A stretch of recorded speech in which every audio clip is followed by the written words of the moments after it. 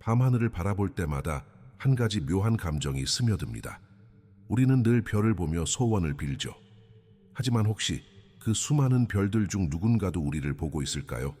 아니면 그들은 이미 우리를 보고 있지만 말을 하지 않는 걸까요? 우주에는 어두운 숲 이론이라는 개념이 있습니다. 그건 마치 끝없는 숲 속에서 모두가 총을 든 채 숨죽여 있는 상황과도 같습니다. 누구든 나 여기 있어요 라고 외치는 순간 들키고 사라집니다. 그래서 모든 문명은 듣기만 하고 말하지 않아요. 그건 단순한 비극이 아니라 생존 본능이죠.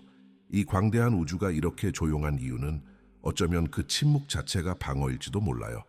빛을 보내는 건 위치를 드러내는 일이고 위치를 드러낸다는 건 자신을 노출하는 일.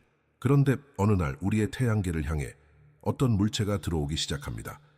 빛을 발하지 않지만 완벽히 계산된 궤도 위를 따라 움직이는 거대한 존재. 그 이름이 바로 3i 아틀라스, 3i 아틀라스. 그 순간 어둠 속에 있던 숲이 흔들리기 시작합니다. 누군가 우리를 찾았다. 그 깨달음이 전해지는 찰나, 인류는 두 가지 감정을 동시에 느낍니다. 경이로움과 공포. 왜냐하면 이것은 우리가 평생 찾아온 증거이자 동시에 우리가 평생 두려워해온 현실이니까요. 혹시 그들은 평화를 원할까요? 아니면 생존 경쟁의 또 다른 사냥꾼일까요? 이제부터는 상상이 아니라 관찰의 시간입니다. 숨죽인 숲속에서 우리는 갑자기 소리를 듣게 된 유일한 존재가 되었습니다. 그리고 그 순간 모든 것이 바뀌기 시작했습니다. 우리의 과학 믿음, 그리고 존재 이유까지. 우주는 더 이상 침묵이 아닙니다. 이제 그것은 우리에게 응답을 요구하고 있습니다. 그날 밤 천문대의 데이터가 이상하게 흔들렸어요. 처음엔 단순한 계산 오류라고 생각했죠. 하지만 관측이 반복될수록 한 가지 사실이 명확해졌습니다. 어떤 것이 태양계를 향해 오고 있었습니다. 그것도 정확한 궤도를 따라 의도된 속도로. 그 물체의 이름은 3i 아틀라스, 3i 아틀라스. 그 궤도는 단순한 우연으로 설명할 수 없었어요. 행성들이 공전하는 황도면과 거의 완벽히 일치했고, 이는 마치 누군가가 태양계를 이해한 후에야 가능한 경로였습니다. 무작위로 떠도는 천체가 아니라 목적이 있는 방문자처럼 보였죠. 그 순간 과학자들은 서로 다른 표정을 지었습니다. 누군가는 놀랍다고 했고 누군가는 이건 위협일 수도 있다고 했습니다. 그러나 진짜 문제는 왜 지금인가 였어요. 수십억 년 동안 조용하던 우주가 바로 이 시대에 우리를 찾아온 이유는 무엇일까요? 누군가는 이렇게 말했습니다. 우리는 숲속에서 너무 오래 불을 피웠어. 위성, 통신, 인공지능, 수많은 전파가 매일 우주로 흘러나갔죠. 어쩌면 그 불빛이 누군가의 눈에 들어간 걸지도 몰라요. 그리고 이제 그들이 우리를 찾아온 겁니다. 3i 아틀라스는 단순한 천문학적 현상이 아니었어요. 그건 침묵의 우주가 우리에게 보내는 첫 대답이었어요. 그 궤적, 속도, 질량, 모든 게 너무 정교했어요. 그건 마치 보라 우리는 여기에 있다라고 말하는 메시지 같았습니다. 하지만 그 말의 의미가 우호적인 인사인지 사냥의 시작인지는 아무도 몰랐죠. 당신은 상상해 본 적 있나요? 밤하늘의 별 중 하나가 우리를 향해 다가오고 있었다면, 그 별이 단순한 돌덩이가 아니라 누군가의 눈이라면. 그 질문이 세상을 뒤흔들었어요. 뉴스 헤드라인, 과학 포럼, 종교 단체까지 모두 한 목소리로 속삭였죠. 이건 단지 발견이 아니라 초대야. 하지만 누가 초대한 걸까? 시간이 흐를수록 3i 아틀라스는 단순한 혜성이 아니라는 징후를 드러내기 시작했어요. 그것의 움직임은 너무 정확했고 회전 속도는 일정했으며 빛의 반사는 마치 금속 표면에서 튕겨 나오는 듯 했습니다. 그리고 가장 이상한 점은 그 방향이었습니다. 태양계를 향한 그 궤도는 행성들의 길을 따라 마치 순찰하듯 지나가고 있었죠. 과학자들은 데이터를 모으기 시작했습니다. 질량은 예상보다 거대했고 내부 밀도는 비정상적으로 높았어요. 게다가 가스의 분출이 없었어요. 보통 혜성이라면 태양에 가까워질수록 얼음이 녹으며 긴 꼬리를 만들어야 하는데 이 녀석은 아무런 흔적도 남기지 않았습니다. 마치 스스로를 감추는 법을 알고 있는 것처럼요.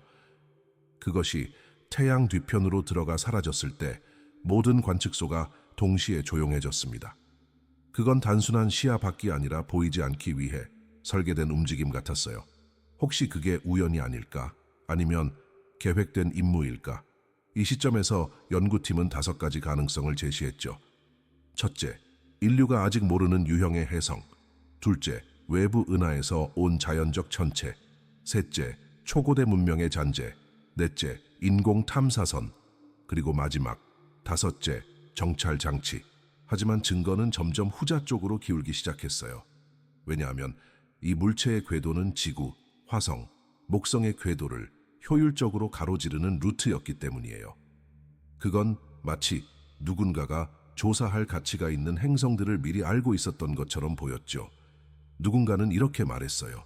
만약 그게 정말 인공물이라면 그 목적은 단 하나일 거야. 관찰이 아니라 판단이겠지.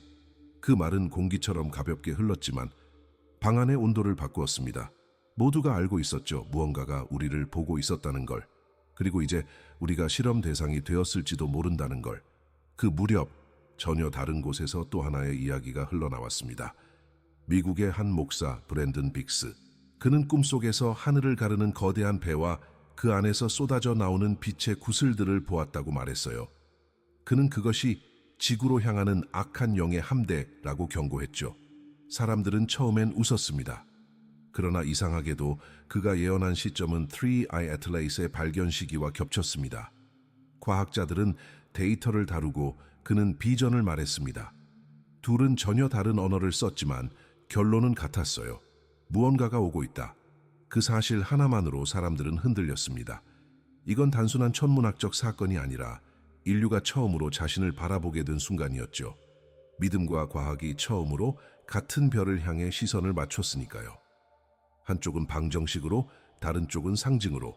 하지만 둘 다 같은 진실을 향해 다가가고 있었습니다. 그건 바로 우리가 더 이상 관찰자가 아니라 관찰당하는 존재라는 것. 나는 그때 이런 생각을 했어요. 어쩌면 예언이란 과학이 도달하기 전 인간이 감지하는 진동일지도 모른다고. 데이터는 냉정하지만 직감은 그보다 빨리 움직이니까요. 신앙과 과학이 충돌하는 게 아니라 서로를 보완하며 진실의 문턱을 두드리는 것처럼 보였습니다. 그리고 사람들은 두려움과 호기심 사이에서 서 있었죠. 이건 신의 경고일까 아니면 우주의 인사일까? 그 질문이 머물러 있는 사이 태양 뒤편에서 다시 신호가 잡혔습니다. 그건 단순한 노이즈가 아니었어요. 규칙적인 패턴, 반복, 리듬, 그리고 침묵. 모두가 알았죠. 무언가가 말을 걸기 시작했다는 걸. 그리고 그 침묵 속에서 인류는 처음으로 자신의 이름이 불리고 있다는 기분을 느꼈습니다. 밤하늘은 여전히 아름다웠지만 그날 이후로 아무도 그 별빛을 순수하게 바라보지 못했어요. 왜냐하면 그 안에 의도가 숨어 있을지도 모른다는 사실을 알아버렸으니까요. 우리가 바라보는 우주는 이제 단순한 공간이 아니라 사냥터처럼 느껴졌습니다. 어두운 숲 1호는 냉정합니다. 자원을 둘러싼 경쟁이 피할 수 없다면 신호를 보낸다는 건 나를 찾아서 없애라는 초대장이나 다름없죠. 그러니까 모든 문명은 침묵을 택합니다. 듣기만 하고 절대 말하지 않아요. 그건 비겁함이 아니라 생존의 법칙입니다. 그런데 3I 애틀라스는 그 법칙을 깨버렸어요. 찾았다는 신호를 남기고 우리에게 다가왔죠. 그 자체로 이미 위험이었어요. 왜냐하면 누군가 우리 위치를 알게 되었기 때문이에요. 그건 총구가 조용히 우리 쪽을 향한 순간과 같습니다. 만약 그 존재가 적대적이라면 공격은 단순했을 거예요. 충돌, 전염, 침투 혹은 데이터 파괴, 지구를 직접 폭격할 필요도 없어요. 바이러스 하나면 인류는 무너집니다. 정확한 알고리즘 한 줄이면 우리의 위성망은 침묵하죠. 이것이 바로 사냥꾼의 논리예요. 우리가 알지 못하는 생명체라면 그들은 감정 없이 효율을 선택할 거예요. 살리는 건 도덕이고 지우는 건 전략이니까요. 그럼에도 불구하고 우리는 여전히 하늘을 보며 희망을 품습니다. 이성은 말하죠. 숨자. 하지만 마음은 속삭여요. 혹시 그들이 우리처럼 외로웠다면 이 두 속삭임이 충돌하는 그 지점에서 인간은 인간다워집니다. 우리는 두려움을 품은 채로도 손을 내밀 수 있는 존재니까요. 그렇지만 냉정한 우주는 감정으로 움직이지 않습니다. 그리고 지금 그 차가운 질서 속에서 우리에게 다가오는 무언가는 아마 이미 결정을 내렸을지도 모르겠어요. 두려움이 모든 걸 잠식할 즈음 한 가지 생각이 사람들의 마음에 스며들기 시작했어요. 만약 그들이 우리를 파괴하려는 게 아니라 도우려는 것이라면 이건 단순한 낙관이 아니었어요. 끝없이 냉혹해 보이는 우주 속에서도 빛이 존재해야만 한다는 인간의 본능적인 믿음이었죠. 어쩌면 3i 애틀라스는 경고를 위해 온 것일지도 몰라요. 다가오는 우주적 재앙 혹은 우리가 보지 못한 위험. 그들은 그걸 막기 위해 우리를 찾은 걸지도 모릅니다. 마치 어둠 속에서 손전등을 켜는 누군가처럼요. 또 어떤 이들은 이렇게 말했습니다. 그건 우주의 도서관일지도 몰라요. 수억 년을 떠돌며 생명체의 정보를 기록하고 지구의 생명을 보존하려는 우주적 보관자일 수도 있다고요. 그 생각은 사람들을 잠시나마 안도하게 했습니다. 인류는 오래전부터 지혜로운 존재를 기다려왔습니다. 신이든 천사든 혹은 더 진화한 생명체든 누군가가 우리에게 방향을 알려주길 바랐죠. 그래서 어떤 과학자들은 그렇게 믿었습니다. 이건 침략이 아니라 초대라고. 만약 그것이 사실이라면 3i 애틀라스는 새로운 시대의 문을 여는 열쇠가 됩니다. 무한한 에너지, 병 없는 세상, 별을 넘나드는 여행. 그건 단순히 기술의 발전이 아니라 인류의 재탄생이에요. 하지만 모든 희망에는 그림자가 따라옵니다. 빛이 가까워질수록 진실의 형태도 더 선명해지죠. 그들이 왜 우리를 선택했는지 진짜 이유는 아직 아무도 모릅니다. 그리고 그 모름이야말로 우리를 가장 인간답게 만드는 감정일지도 몰라요. 시간이 지날수록 사람들은 또 다른 생각에 도달했습니다. 혹시 그들은 우리에게 아무 관심도 없는 게 아닐까? 그 말은 이상하게도 가장 현실적이었어요. 우리가 개미를 관찰하듯 그들도 우리를 그저 지나가는 데이터로만 보고 있을지도 모르니까요. 관심도 악의도 심지어 목적조차 없는 그저 관찰일 뿐인 존재들. 어쩌면 3i 애틀라스는 단순히 통과 중인 장비일지도 모릅니다. 우리가 만든 탐사선처럼 수천 년 전에 누군가가 우주로 보냈고 이제는 아무도 기억하지 않는 문명의 잔재. 그들의 조국은 이미 사라졌고 이 물체만이 무한한 침묵 속에서 여전히 명령을 수행하고 있는 유령 같은 존재. 그렇다면 지금 우리가 보고 있는 건 그들이 아니라 그들의 과거일지도 모릅니다. 그게 생각보다 더 섬뜩했죠. 살아있는 존재보다 더 오래 남은 흔적이 우리를 바라본다는 것. 그러나 그 무관심 속에도 의미는 있었습니다. 만약 우주가 우리를 의도하지 않았다면 이 만남은 우연의 기적이에요. 우리는 지금 존재와 무의미 사이의 좁은 틈에 서 있는 거예요. 어떤 이들은 이렇게 말했어요. 그래도 좋다. 관심이든 무관심이든 우리는 드디어 관측되었다. 그 말에는 두려움이 아닌 존재의 확인이 담겨 있었어요. 우리가 우주의 일부라는 증명, 그건 인류가 평생 찾아온 진실이기도 했습니다. 인류의 상상은 언제나 양극을 오갔습니다. 그들이 우리를 구하러 오는 존재일 수도 있지만 반대로 우리의 세상을 필요로 하는 존재일 수도 있죠. 만약 3i 애틀라스가 자원을 찾는 탐사선이라면 그들에게 지구는 단순히 또 하나의 행성 자원 창고일 뿐일지도 몰라요. 물, 유기물, 금속, 희귀 원소들. 우리가 자원을 채굴하듯 그들도 별을 채굴할 수 있겠죠. 그 과정에서 인간이 어떤 존재인지 그들에게는 중요하지 않을 겁니다. 그저 불필요한 변인. 그건 잔인하지만 우리 자신이 이미 지구에서 하고 있는 일이기도 해요. 우리는 산을 깎고 숲을 없애고 다른 생명체의 터전을 빼앗으며 살아왔죠. 그러니 혹시 그들도 우리를 그렇게 볼지도 모릅니다. 이 별에 불필요하게 복잡한 종족이 하나 있군. 더 섬뜩한 가정도 있어요. 그들이 생명 그 자체를 자원으로 본다면요. DNA, 신경구조, 감정 반응, 진화 패턴, 이 모든 게 실험 데이터라면 우리는 이미 실험실 안에 표본이 된 셈이죠. 혹시 지금 이 모든 혼란이 그들의 테스트일지도 모릅니다. 공포가 사회를 어떻게 바꾸는지, 소문이 신념으로 변하는 속도는 얼마나 되는지, 그들은 그걸 관찰하며 우리를 분석하고 있을지도 몰라요. 우리가 그들을 악으로 단정하는 건 쉽지만 그건 결국 우리의 시선일 뿐이에요. 그들의 윤리, 그들의 논리는 전혀 다를 수 있죠. 그들에게 도덕은 전략의 장애물일지도 모릅니다. 그렇다면 진짜 질문은 이겁니다. 그들이 우리를 어떻게 보느냐가 아니라 우리가 스스로를 어떻게 보여줄 것인가. 태양의 뒤편으로 사라졌던 3i 애틀라스가 다시 모습을 드러냈을 때 과학자들은 숨을 죽였습니다. 이번엔 단순히 궤도를 분석하는 게 아니라 그것이 만들어내는 빛의 본질을 연구하고 있었죠. 먼저 스펙트럼 분석 결과가 나왔습니다.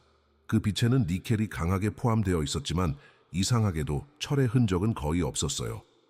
자연적으로 형성된 해성이라면 두 원소가 함께 존재해야 합니다. 하지만 3i 애틀라스는 달랐죠. 그건 마치 산업적인 합금처럼 보였어요. 어떤 열, 어떤 정밀한 과정이 그 속에 스며 있었던 겁니다. 이건 자연의 흔적이 아닙니다. 케크 KK, 망원경의 데이터 분석팀이 그렇게 말했을 때 모든 사람의 등골이 서늘해졌습니다. 그뿐만 아니라 표면 반사율도 비정상적이었습니다. 금속보다 더 금속 같은 광택, 일정한 각도에서만 반사되는 빛의 패턴, 이건 마치 우리를 향한 신호 같았어요. 하지만 그것이 인사인지 경고인지는 여전히 알 수 없었습니다. 그제야 사람들은 인정하기 시작했습니다. 이건 단순한 우연이 아니라고. 그건 어떤 손, 어떤 의지, 어떤 설계의 결과일지도 모른다고요. 데이터가 쌓일수록 한 가지 결론이 떠올랐습니다. 만약 이게 인공물이라면 그건 우리보다 훨씬 오래된 문명의 작품일 것이다. 수천 아니 수만 년을 떠돌며 지금 우리 눈앞에 나타난 기억의 파편. 그 사실은 공포보다 더 깊은 감정을 불러일으켰습니다. 존경, 경외, 그리고 설명할 수 없는 슬픔. 마치 인류가 잃어버린 조상을 다시 만난 듯한 감정이었어요. 그러나 이 감정의 끝에는 또 다른 질문이 있었습니다. 그들은 여전히 존재할까? 아니면 그들의 잔해만이 우리에게 말을 걸고 있는 걸까? 그 무렵 한 과학자의 이름이 세상의 중심에 떠올랐습니다. 아비 랩 AB 랩, 하버드 대학교의 천문학자이자 누구보다 용감한 의심을 품은 사람. 그는 오랜 세월 동안 학계의 전통적 신념에 도전해 온 인물이었어요.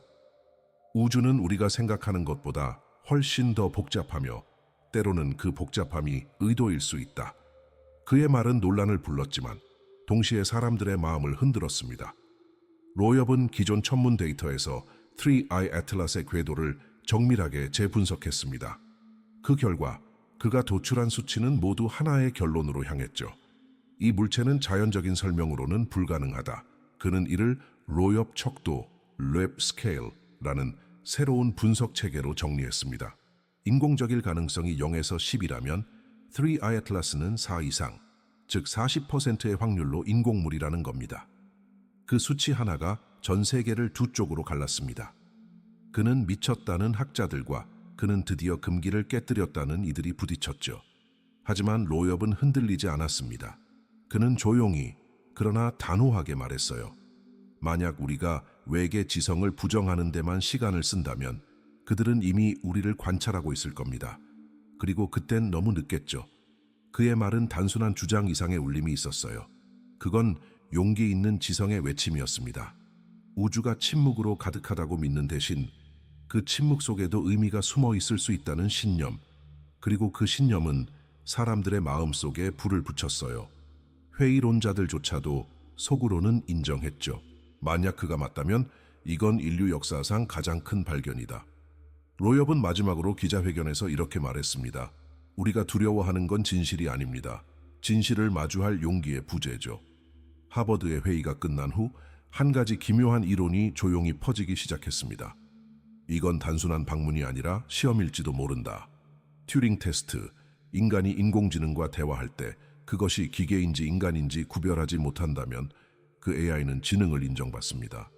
그런데 만약 우리가 지금 그 반대편에 서 있다면 우리가 관찰하는 3i 애틀라스가 우리의 인식 능력, 지적 수준, 그리고 반응을 시험하고 있다면 어쩌면 그들은 수천 년 전부터 신호를 보내왔을지도 몰라요. 하지만 그 신호를 자연 현상으로 치부한 문명만이 스스로 시험에서 탈락한 것일 수도 있습니다.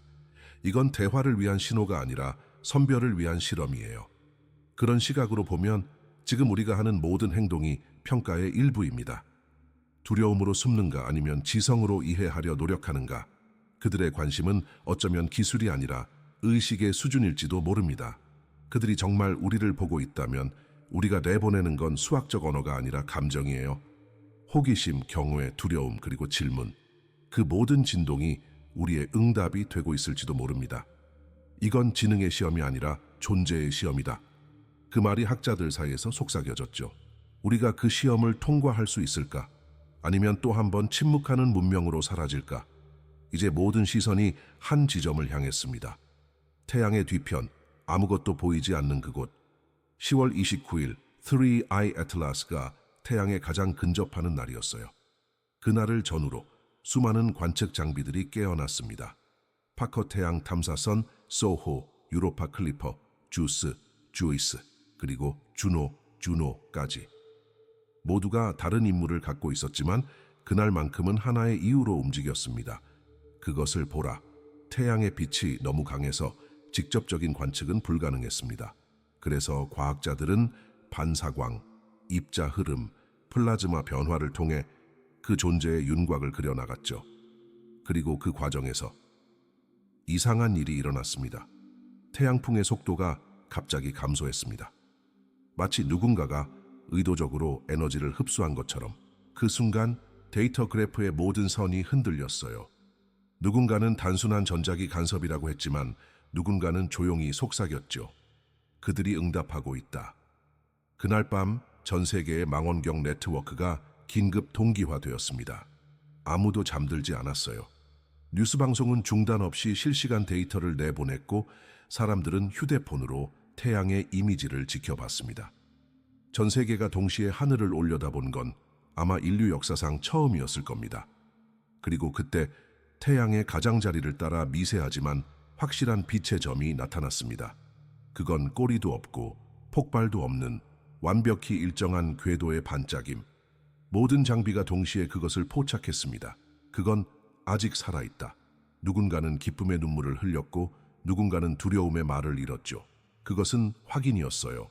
이제 더 이상 가설이 아니었습니다. 3I 아틀란은 여전히 존재했고 태양의 반대편에서 우리에게 신호를 보내고 있었습니다.